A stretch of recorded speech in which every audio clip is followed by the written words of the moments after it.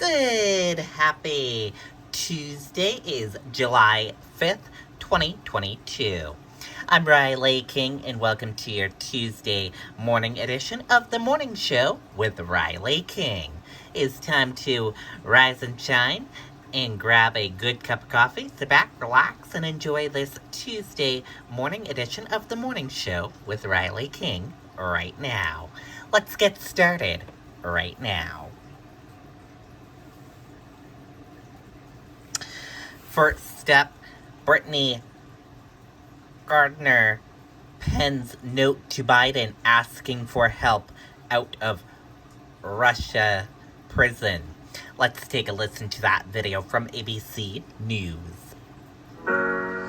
Once I did tell my story, the whole world knew about it. We're still fighting for equality. We're still fighting for respect. We get a chance to play something that we've always wanted to play. We now have the emotional plea from Brittany Gardner directly to President Biden, a personal handwritten letter asking for his help in freeing her and other Americans detained in Russia. Eva Pilgrim is here with the latest on that. Good morning, Eva. Good morning, guys. Brittany Gardner has been in a Russian prison for months now as U.S. diplomats work to try to get her home. The seven-time WNBA All-Star is taking her plea for help straight to the White House. This morning, WNBA star Brittany Gardner making a passionate plea directly to President Biden, sending him a handwritten letter asking him to help free her, writing, "As I sit here in a Russian prison alone with my thoughts and without the protection of my wife, family, friends, Olympic jersey, or any accomplishments, I'm terrified I might be here forever." Gardner detained since February after Russian police say they found vape cartridges in her luggage containing hashish oil, illegal in Russia. The 31-year-old appearing in a Russian court Friday for the start of her trial, shackled and surrounded by security, escorted to the courtroom to hear her charges behind closed doors. The U.S. government calling her detention unlawful. She is doing as well as can be expected in these difficult circumstances, and she asked me to convey that she is in good spirits and is keeping up the faith. Gardner sending her letter to the president on Independence Day, writing, "On the 4th of July, our family normally honors the service of those who fought for our freedom, including my father, who is a Vietnam War veteran.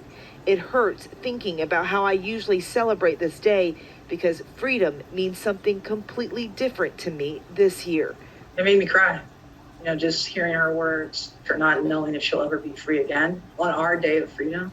Gardner begging the president not to forget about her or the other Americans detained in Russia, writing, "Please do all you can to bring us home.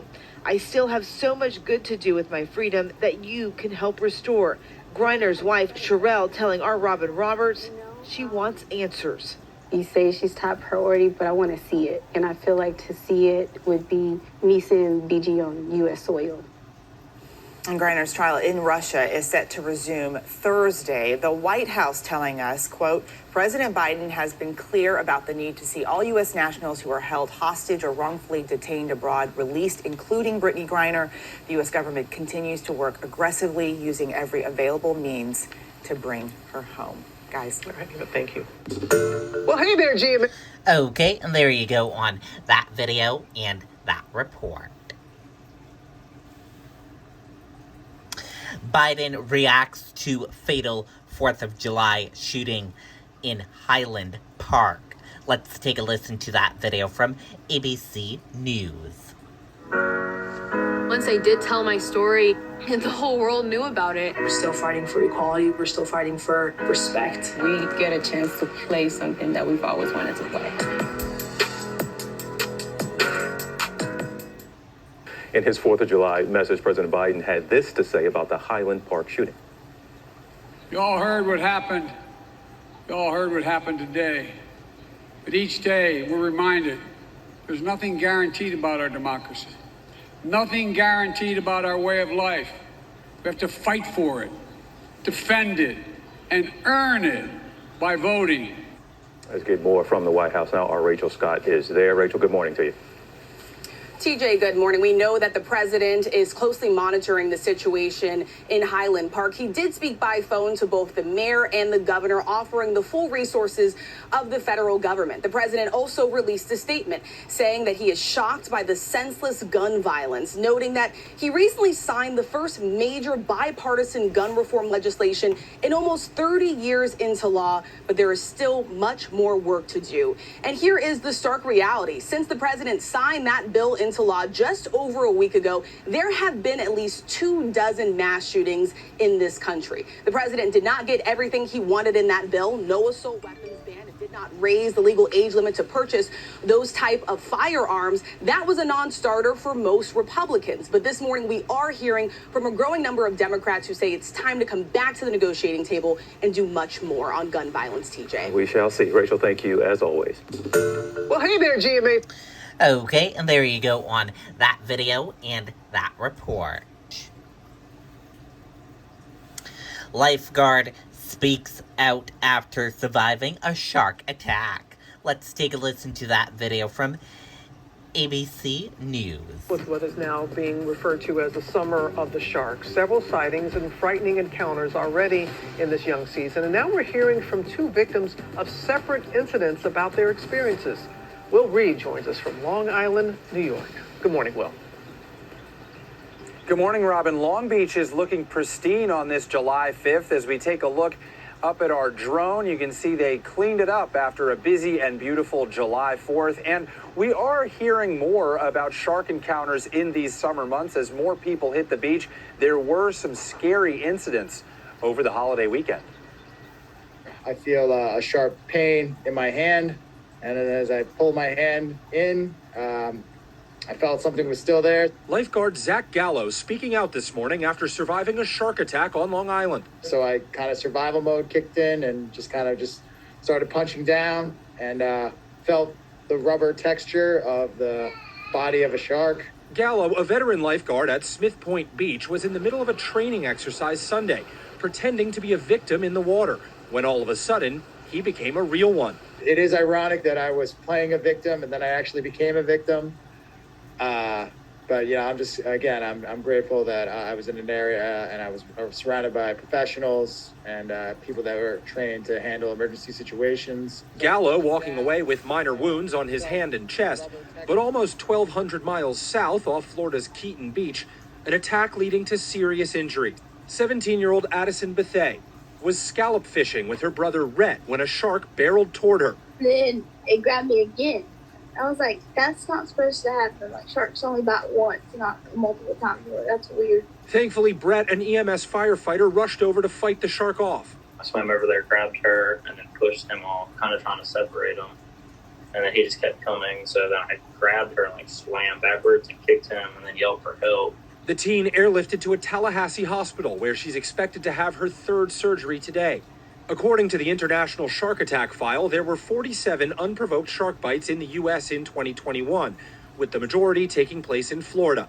Now, as families flock to the beach, towns along New York's Long Island stepping up shark patrols, monitoring the water with boats, helicopters, and drones.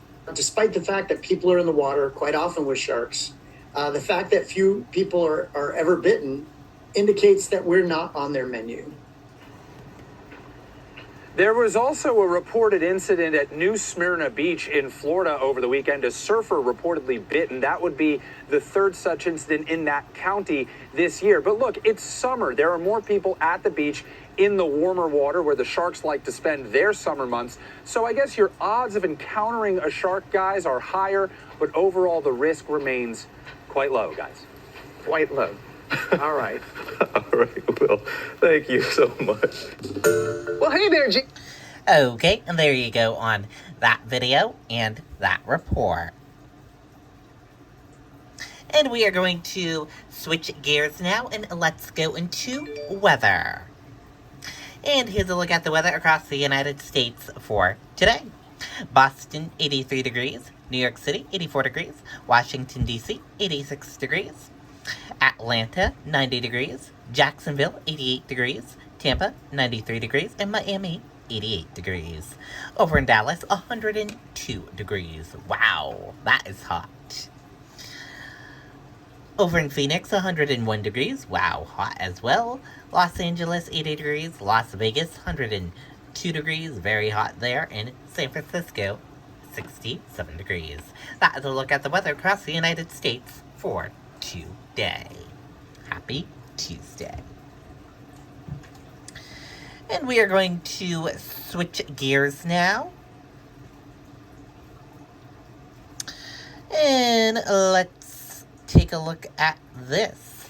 Minions break July 4th holiday weekend box office record. Let's take a listen to that video from NBC News.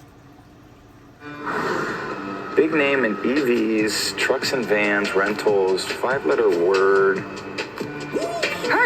Let's go! All right, finally, Minions, The Rise of Gru. The little yellow guys are raking in the green. The latest chapter in the Despicable Me franchise dominated the holiday weekend box office. Gru and the gang snagged an Independence Day 4-day opening record. Here we go, totaling more than $125 million. The film from our sister company, Universal Pictures, overtook previous record holder 2011's Transformers, Dark of the Moon. The Rise of Gru goes back to tell the origin story of the beloved animated characters who made their debut back in 2010. We're not going to say we called it, but you remember they were here. Yeah. And they gave us this little thing. That's right.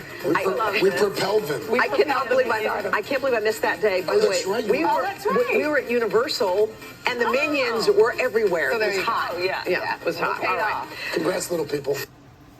Okay, and there thanks for watching our you go. YouTube channel. There you go, breaking the box office. And we're going to switch gears now. Let's go into entertainment news. And in your entertainment news, take a look at this. Drake joins Backstreet Boys for an epic on-stage collab. Let's take a look right now from Access Hollywood.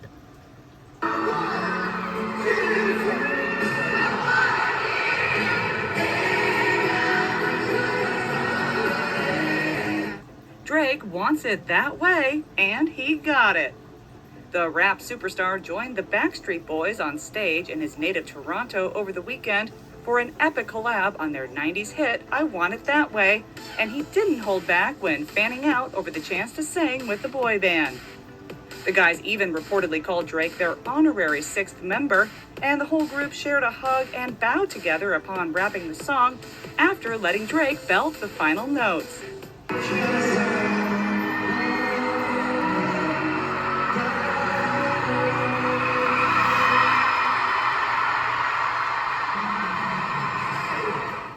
According to fan video from the audience, Drake explained why the signature track is so meaningful to him, saying, quote, "At 13 years old, I had a bar mitzvah, and at my bar mitzvah, for the first time in my life, this girl I was in love with came up to me while one of the greatest songs in the world was playing, and she asked me if I would dance with her.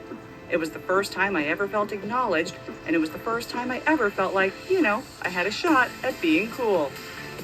The Backstreet Boys were in town for their DNA World Tour, which restarted in February and will cover multiple stops in North America before heading to Europe this fall. The guys clearly had a blast in Toronto with hometown hero Drake, but they once experienced a more awkward stop in the Canadian city.